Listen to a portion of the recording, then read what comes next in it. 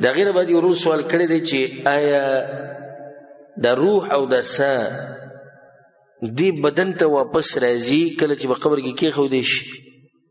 الجواب، ګوره زه ټولو ته دا ویل غواړم چې د قرآن او حدیث نه مخکې کیو.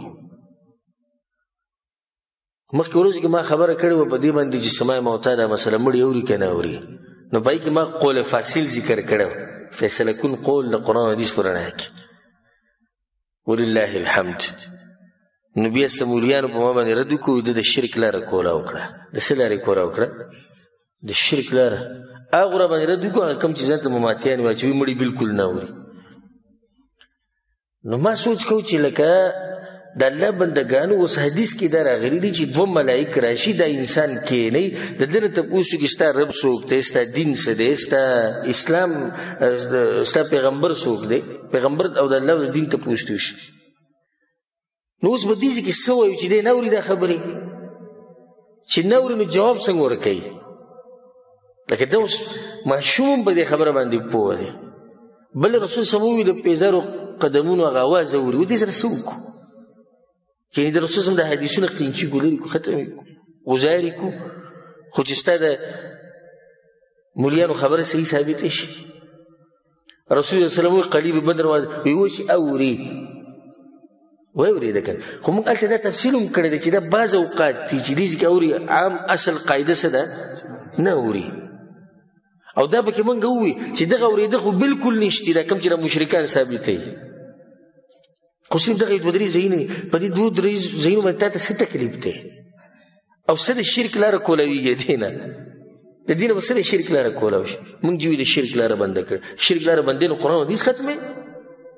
بیا خو که د شرک لاره بندې د دجال نه مې انکار وکړه، ځکه چې دجال مبارک یې څه راځي چې دی باران هم راوری، دی به د ځمکې نه خزانې هم راوباسي. دا خو شرک شو. دا کارونه د چا دي؟ دا خو د الله دي. بس صحیح ده، د حدیث ته پرې به یې کړو، کټ به یې کړو، ختم به یې کړو. اگر که د رسول صلی الله علیه وسلم ثابت وي غزار به یې کړو، ځکه چې شرک ته لار کولاوي. ځان نه یې داسې غټ موحد جوړ کړی.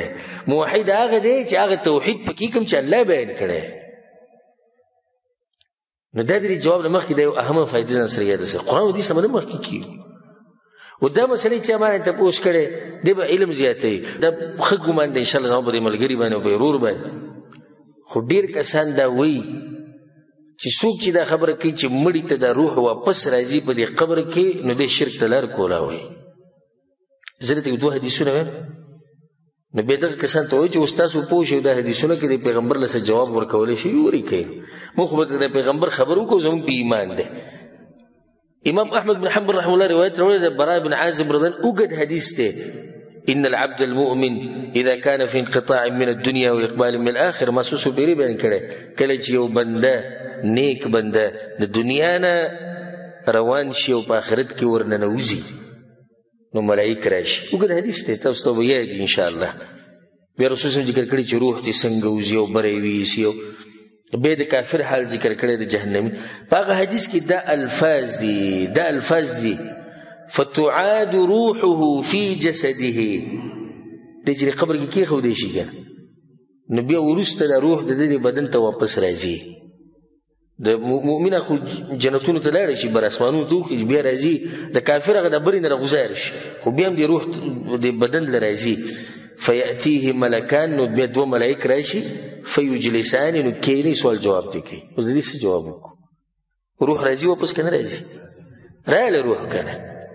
دویم حدیث بل واړه امام ابن ماجه رحمه الله خبره کړې، دا روایت راوړی د ابو هريره رضی الله عنه. رسول الله صلی الله علیه وسلم وایي المیت تحضره الملائکه، یو سړی چې مړ کېږي ملائک راشي. بیا اوږد حدیث دی. رسول صلی الله علیه وسلم بیا دا خبره ذکر کړي د روح په باره کې، ثم تصیر الى القبر، نو دا روح بیا چېرته راشي؟ بیا د قبر له راشي. او دواړه ښه ټنګېدلي حدیثونه او دې سره به څه کوو؟ نه دغه دا عثمانیان دی او دا جماعت مسلمین دی او دا موحدین دی او دا دسی دی او دا دسی. عذاب قبر کې نشتی او پیریان نشتی او جادو اثر نشتی او نظر لګېدل نشتی. دا د قرآن حدیث ته انکار دی. نو دا حدیثونه خو واضح دي چې روح واپس راځي څه ته؟ قبر ته راځي، بیا د سوال جواب کوي. دین خو شرک نه ثابتي د شیخ ابن عثیمین رحمه الله فتاوا ما کته دغه نه دي یو تپوس شه نو شیخ دغه جواب کې به په اخر کې وی دا خبره ده ساته چې د غیب د خبرې دي چې د ډېری مچېړه بس رسول سموي چې روح راځي کړه به ته دوی وې د روح بدن تر اتل دي سي نه ده لکه انسان دي شي څنګه چې په دنیا کې ځکه چې د خو د برزخ ژوندۍ د برزخ د ژوندۍ نه موږ څه خبر یو خو څومره چې الله او د الله رسول یې ما قمر وایو روح راځي سته بدن تر سوال جواب د پاره خدا بدن دي شي لکه څنګه چې په دنیا کې موږ دا نه وایو نور به موږ خبرې نه کوو خو څومره چې هر غلی د قمر وایو والحمد لله على ذلك د الله شکر دی چې دا منهج موږ ته نصیب کړی دی والله اعلم